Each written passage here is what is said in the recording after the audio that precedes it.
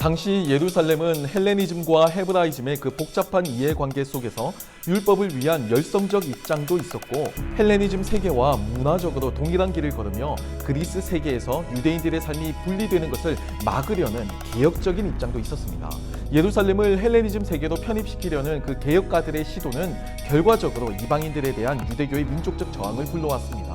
하시딤과 에센파의 묵시 사상에서 이 같은 저항의 흔적을 발견할 수 있죠. 헬레니즘적 개혁을 시도했던 개혁은 실패로 돌아갔고, 연이은 마카비 혁명은 유대교 내면에 유대인 특유의 민족성과 율법을 위한 투쟁을 생기게 됩니다.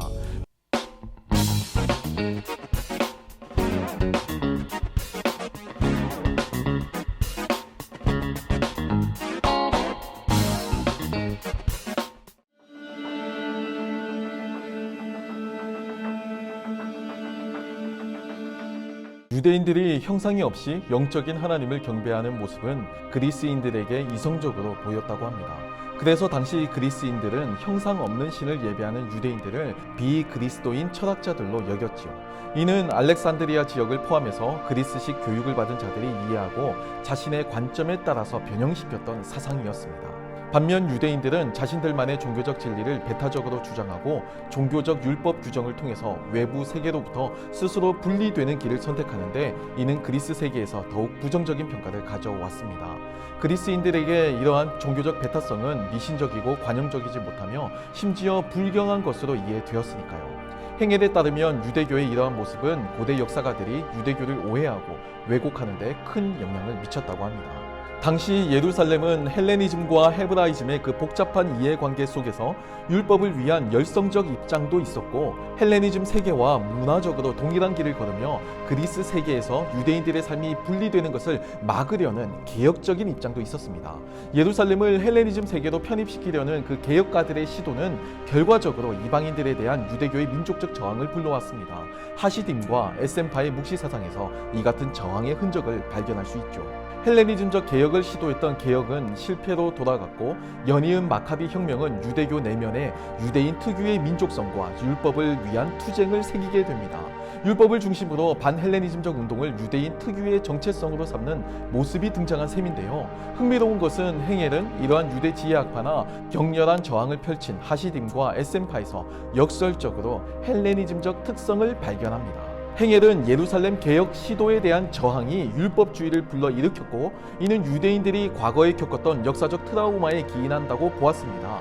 나라를 잃은 그 민족적 정치적 트라우마가 다시 살아났다는 거예요. 당시 헬레니즘적 보편성에 동화되던 그 유대교의 혼합주의적 성격은 이제 팔레스타인 본토는 물론 디아스포라에서도 저항을 받게 되었고, 나아가 유대교는 민족과 종교의 단일성을 유지하려는 경향을 갖는 고대 시대의 유일한 종교가 되었습니다. 신약 시대에서 발견되는 그 바리새파와 유대교의 율법 중심적인 성격도 여기에서 기인한 것이죠.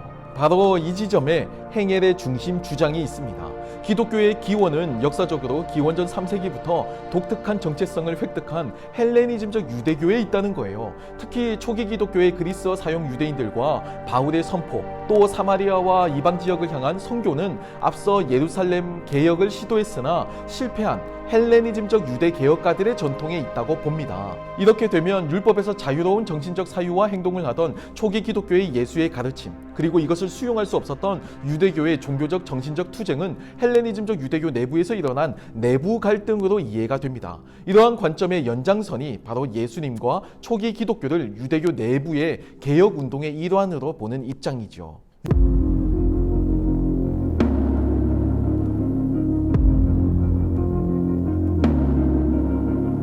율법을 중심으로 똘똘 뭉친 유대인들은 하시딤이나 에센파에서 볼 수 있듯이 외부 사상에 대해 격렬하게 저항합니다.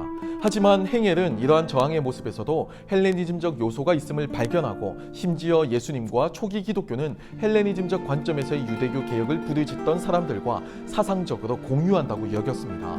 율법을 중심에 두고 헬레니즘이 뒤섞인 상태에서 내부적 갈등이 표출되며 유대교와 초기 기독교가 형성되는 그 토양이 형성될 수가 있었다는 거예요. 네, 오늘로 마틴 행헬의 유대교와 헬레니즘 3부가 완성되었습니다.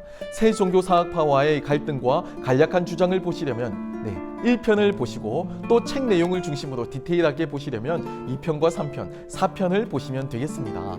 유대교와 헬레니즘 1, 2, 3로 이렇게 소개가 되어 있죠. 지금까지 시청해 주셔서 감사합니다.